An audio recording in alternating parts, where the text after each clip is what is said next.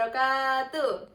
Baiklah, yang utama dan yang paling utama, marilah kita panjatkan puja dan puji syukur atas kehadiran Allah Subhanahu wa Ta'ala yang telah memberikan kita rezeki baik nikmat maupun kesehatan.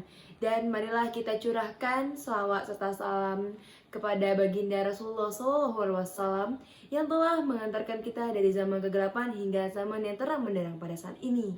Baiklah, di video kali ini saya akan melaksanakan tugas praktek video dari mata pelajaran Agama Islam dan Budi Pekerti yang dibimbing oleh guru Umi Arsy Nur Komarilah, sarjana pendidikan Islam. Sebelum saya memulai video ini, kalian semua pasti bertanya-tanya, aku tuh siapa? Nama aku tuh siapa? Ya udah, kalau kalian bertanya-tanya, aku kasih tahu ya. Nama saya adalah Zawa Awantia, saya berasal dari kelas 11 IPA 3. Baiklah, saya di video kali ini akan menyampaikan dakwah yang bertemakan LGBT.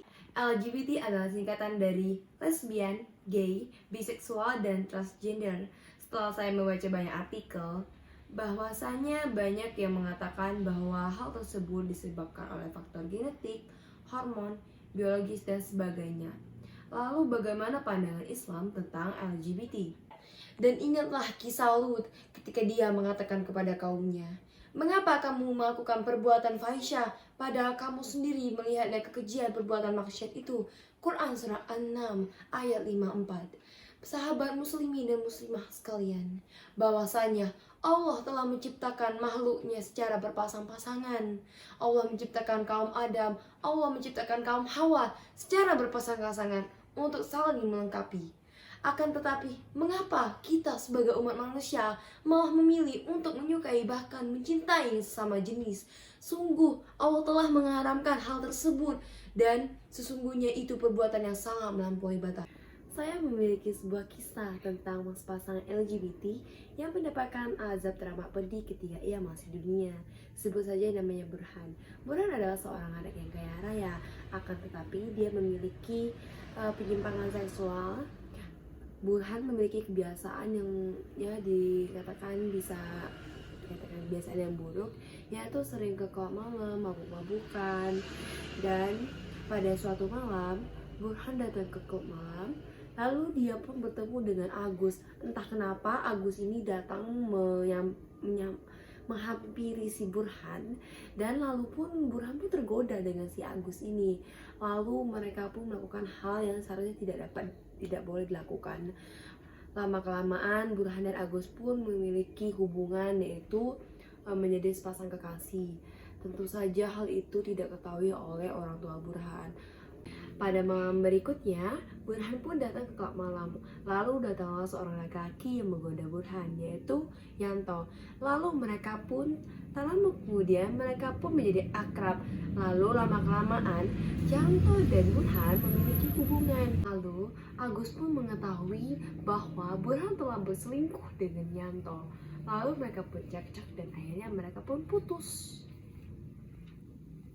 Lalu beberapa hari selanjutnya, Burhan pun semakin tercandu-candu melakukan hal tersebut, hal yang terlarang dan hal yang melampaui batas. Lalu pada suatu hari, Burhan terbangun dengan keadaan yang tak enak badan, dengan keadaan filternya yang merasa amat sakit, ditambah dia juga merasakan pusing yang teramat sakit. Lalu Burhan pun datang ke rumah sakit. Saat diperiksa, ternyata dokter mengatakan Burhan didiagnosa terkena HIV. Lalu Burhan pun meminta obat kepada dokter. Dokter pun memberi saran agar Burhan tidak melakukan seks bebas secara terus-menerus. Akan tetapi Burhan mengeyel dan dia hanya ingin meminta obat kepada dokter. Lalu semakin hari penyakit Burhan semakin parah. Ia pun menyembunyikan hal tersebut dari orang tuanya. Akan tetapi ketika Burhan kepada puncak rasa sakitnya, orang tuanya pun mengetahui apa yang Burhan alami. Kedua orang tua Burhan hanya dapat meratapi nasib anak mereka. Lalu Burhan pun pada suatu hari mengalami kejang-kejang dan mengeluarkan cairan dari mulutnya. Dia pun meninggal dengan keadaan yang nauzubillahi min zalik, dan kedua orang tuanya hanya dapat menangisi mendiang anak mereka. Baiklah, itulah apa yang dapat saya sampaikan. Semoga apa yang saya sampaikan dapat menjadi ilmu bagi kita semua. Lebih dan kurang kepada Allah saya mohon ampun. Saya akhiri. Wassalamualaikum warahmatullahi wabarakatuh.